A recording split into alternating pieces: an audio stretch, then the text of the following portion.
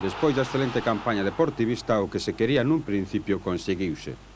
Agora non hai que perder as esperanzas e, aínda que sexa difícil, non hai por que esquecer o título. Outras cousas peores se viron e, mentres haxa posibilidades, ten que haber ilusións. Historial académico do Deportivo en forma da ansiada clasificación para a Copa da UEFA.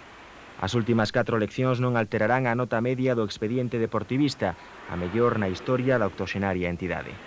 O vello mestre de Arteixo pode quedar satisfeito polo traballo realizado por unha promoción de xogadores que soubo sacar adiante e con holgura primeiro a reválida da permanencia e despois o definitivo e histórico exame de acceso á competición europea.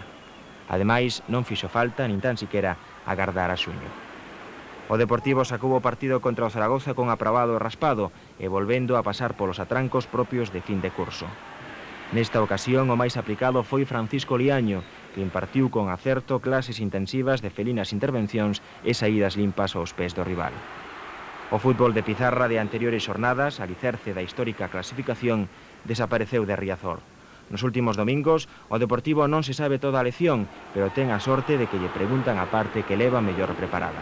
Como contaxiar o rival para sacarlle o máximo proveito sen moitos alardes. Os coruñeses graduáronse como bachareles hai varios meses, cando durante 16 semanas se converteron nos alumnos máis aventaxados da clase. Agora, como moitos estudiantes, viven daquelas rendas, pero non por vagancia, senón porque física e psíquicamente xa non son os mesmos despois dun curso tan exixente. Houbo que recurrir a un xoven estudiante de COU, metido hoxe en día entre libros por mor da cercanía da selectividade, para gañarse a nota. Marcos Vales deixou constancia da súa clase cun soberbio gol que confirma que, alo menos como futbolista, ten asegurada a praza na universidade que desexe. A UEFA estaba amarrada, pero o Pichichi momentaneamente perdido. Este será o reto nos vindeiros 4 trámites. Despois, a disfrutar das vacacións.